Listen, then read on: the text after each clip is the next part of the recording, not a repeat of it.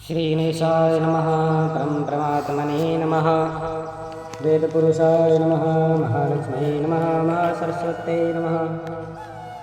श्रीगुरुचरणकमलेभ्यो नमः। गजाननं भूतगणादिसेवितं कपितजम्बुफलचारुभक्षणं उमासुतं शोकविनाशकारकं नमामि विघ्नेश्वरपादपङ्कजम्। सर्वमङ्गलमाङ्गल्ये शिवे सर्वार्थसाधिके शरणे त्र्यम्बिके गौरी नारायणी नमोऽस्तुते। वन्दे देवी उमापतिं सुरगुरुं वन्दे जगत्कारणं वन्दे वनकभूषणं मृगधरं वन्दे वसूनापतिं वन्दे सूर्यप्रकाशवहनयनं वन्दे मुकुन्दं प्रियं वन्दे भक्तजनाश्रयं च वरदं वन्दे शिवशङ्करं। बोलिए शंकर भगवान की जय। श्री शिव महापुराण रुद्र संहिता सृष्टिखंड अथ पंचदशो अध्याय सृष्टि का वर्णन। नारद जी बोले, हे महाभाग, हे देवश्रेष्ठ, आप धन्य हैं। आपने आज यह शिव की परम पावनी अद्भुत कथा सुनाई। इसमें सदा शिव की लिंगोत्पत्ति की जो कथा हमने सुनी है वह महादिव्य कल्याणकारी और अवधूत है, जिसके प्रभाव मात्र को ही सुनकर दुख नष्ट हो जाती है। इस कथा के पश्चात जो हुआ उसका मातम्य और उसके चरित्र का वर्णन करें। यह सृष्टि किस प्रकार से हुई इसका भी आप विशेष रूप से वर्णन करें। ब्रह्मा जी बोले, आपने यह उचित ही पूछा है। तदंतर जो हुआ और मैंने जैसा पहले सुना है वैसा ही कहूँगा। जब सनातन देव शिव अपने स्वरूप में अंतर्धान हो गए तब मैंने और भगवान विष्णु ने महान सुख की अनुभूति की। तदंतर हम दोनों ब्रह्मा और विष्णु ने अपने अपने हंस और वाराह रूप का परित्याग किया। सृष्टि संरचना और उनके पालन की इच्छा से हम दोनों उस शिव की माया के दोनों प्रकारों से गिर गए। नारद जी बोले, हे विवेक, मेरे हृदय में महान संदेह है। अतुलनीय कृपा करके शीघ्र ही उसको नष्ट करें। अन्य रूपों को छोड़कर आप दोनों ने हंस और वाराह का ही रूप क्यों धारण किया? इसका क्या कारण है, बताइए। सूत जी बोले, महात्मा नारद जी का यह वचन सुनकर ब्राह्मण ने शिव के चरणारविंदों का स्मरण करके आदर पूर्वक कहना प्रारंभ किया। ब्रह्मा जी बोले, हंस की निश्चल गति ऊपर की ओर गमन करने में है। यह जल और दूध को पृथक पृथक करने के समान तत्व और अतत्व को भी जानने में वह समर्थ होता है। अज्ञान और ज्ञान के तत्व का विवेचन हंस ही कर सकता है। इसलिए सृष्टिकर्ता मुझ ब्रह्मा ने हंस का रूप धारण किया। हे नारद, प्रकाश स्वरूप शिव तत्व का विवेक वह हंस रूप प्राप्त न कर सका, अतः उसे छोड़ देना पड़ा। सृष्टि संरचना के लिए तत्पर प्रवृत्ति को ज्ञान की प्राप्ति कैसे हो सकती है? जब हंस रूप में मैं नहीं जान सका तो मैंने उस रूप को छोड़ दिया। नीचे की ओर जाने में वाराह की निश्चल गति होती है, इसलिए विष्णु ने उस सदाशिव के अवधूत लिंग के मूल भाग में पहुंचने की इच्छा से वाराह का ही रूप धारण किया। अथवा संसार का पालन करने वाले विष्णु ने जगत में वाराह कल्पों को बनाने के लिए उस रूप को धारण किया। जिस दिन भगवान ने उस रूप को धारण किया उसी दिन से वह श्वेत वाराह संज्ञक कल्प प्रारंभ हुआ था। अथवा उन महेश्वर की जब यह इच्छा हुई कि विवाद में फंसे हम दोनों के द्वारा हंस और वाराह का रूप धारण किया जाए, उसी दिन से वह वाराह नामक के कल्पों का भी प्रादुर्भाव हुआ। हे नारद, सुनिए, मैंने इस प्रकार से तुम्हारे प्रश्नों का उत्तर प्रस्तुत किया है। अब सदाशिव के चरण कमल का स्मरण करके मैं सृष्टि सर्जन की विधि बता रहा हूँ। ब्रह्मा जी बोले, जब महादेव अंतर ध्यान हो गए तब मैंने उनकी आज्ञा का पालन करने के लिए ध्यान मगन हो कर्तव्य का विचार करने लगा।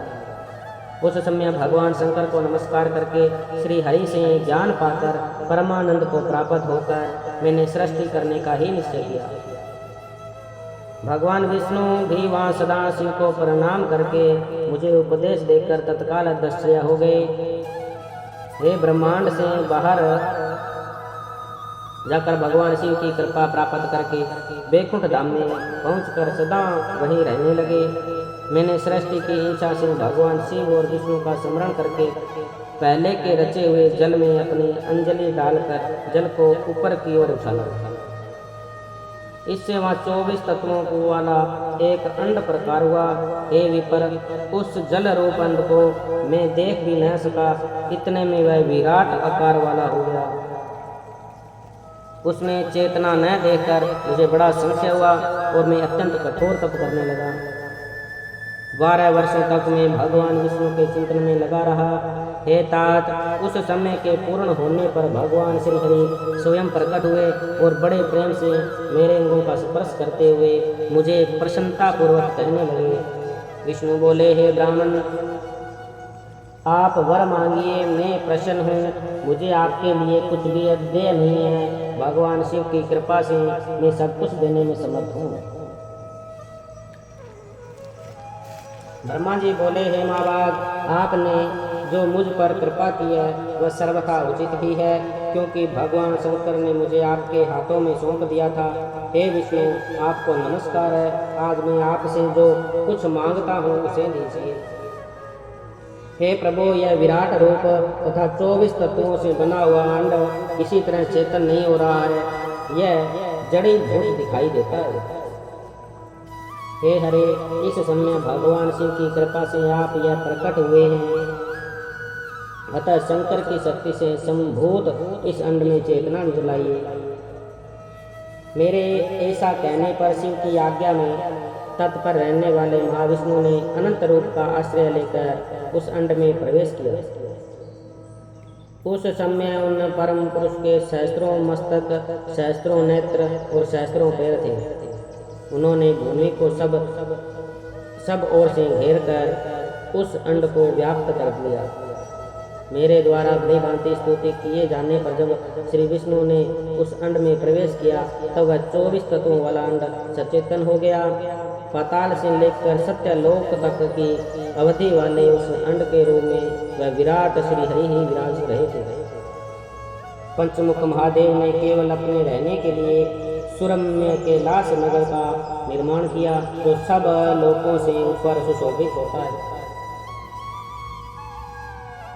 संपूर्ण ब्रह्मांड का नाश हो जाने पर भी वैकुंठ और कैलाश उन दोनों का कभी नाश नहीं होता। हे मुनि श्रेष्ठ, मैं सत्यलोक का आश्रय लेकर रहता हूँ। हे तात, महादेव जी की आज्ञा से ही मुझ में सृष्टि रचने की इच्छा उत्पन्न हुई है।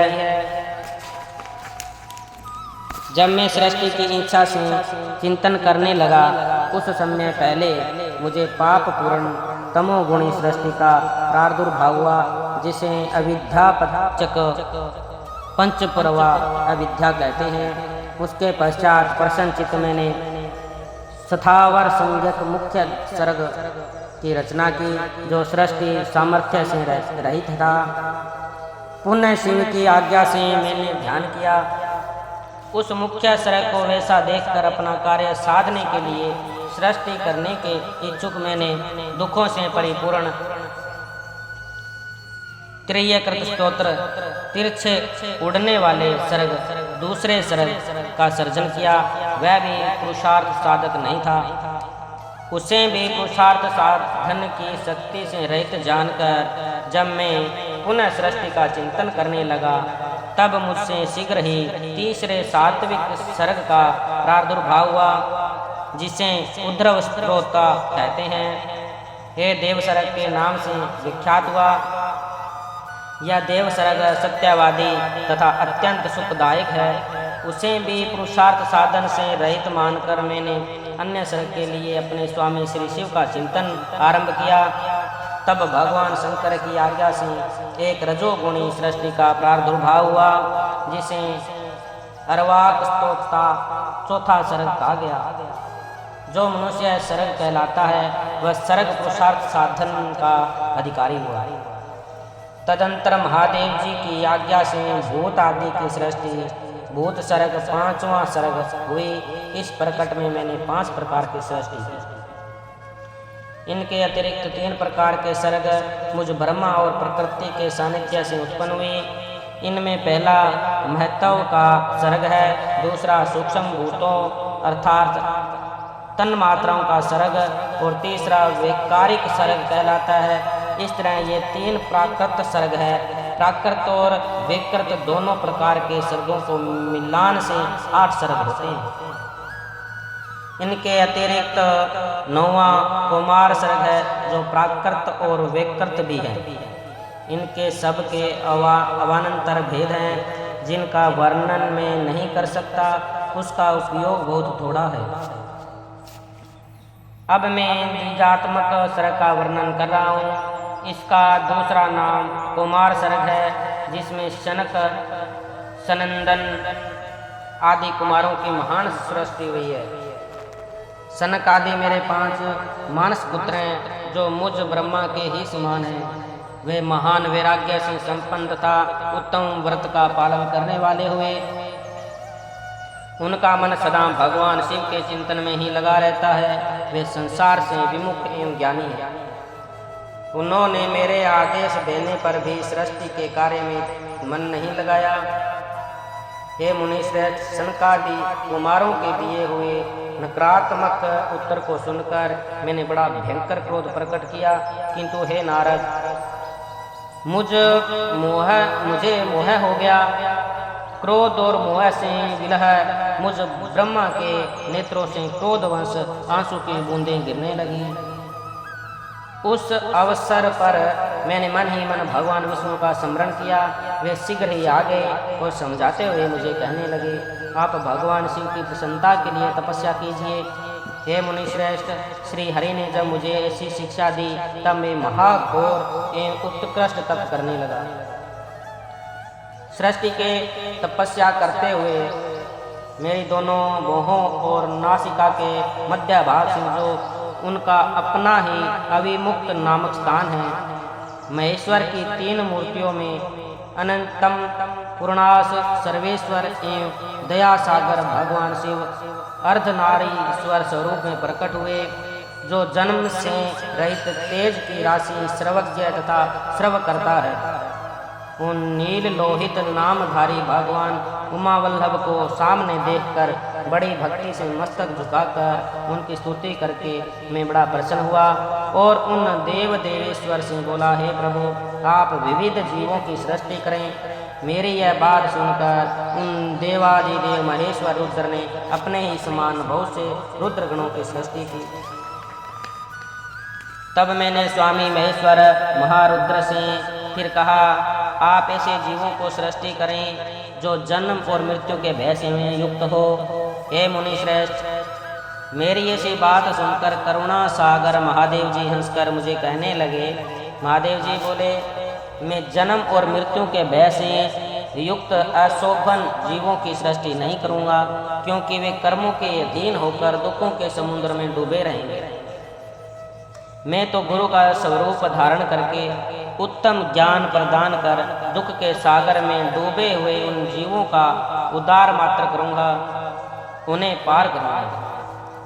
हे प्रजापते, दुख में डूबे हुए समस्त जीवों की सृष्टि तो आप करें। मेरी आज्ञा से इस कार्य में प्रवृत्त होने के कारण आपको माया नहीं बांध सकती। ब्रह्मा जी बोले, मुझे ऐसा कहकर श्रीमान भगवान नीलो लोहित महादेव मेरे देखते ही देखते अपने पार्षदों के साथ तत्काल अंतर ध्यान हो गए। बोलिए शंकर भगवान की जय, विष्णु भगवान की जय। इस प्रकार श्री शिव महापुराण के अंतर्गत द्वितीय रुद्र संहिता के प्रथम खंड में सृष्टि के उपक्रम में रुद्रावतार विभाज वर्ण नामक 15वां अध्याय पूर्ण हुआ। ओम नमः शिवाय, ओम नमः शिवाय, हरे हरे भोले नमः शिवाय, नमः शिवाय, ओम नमः शिवाय, हर हर भोले नमः शिवाय। जटाधराय शिव जटाधराय। हर हर भोले नमः शिवाय। ओम नमः शिवाय ओम नमः शिवाय। हर हर भोले नमः शिवाय। गंगाधराय शिव गंगाधराय। हर हर भोले नमः शिवाय। नमः शिवाय ओम नमः शिवाय। हर हर भोले नमः शिवाय। पार्वती पते हर हर। हर महादेव शंभो काशी विश्वनाथ महाराज की।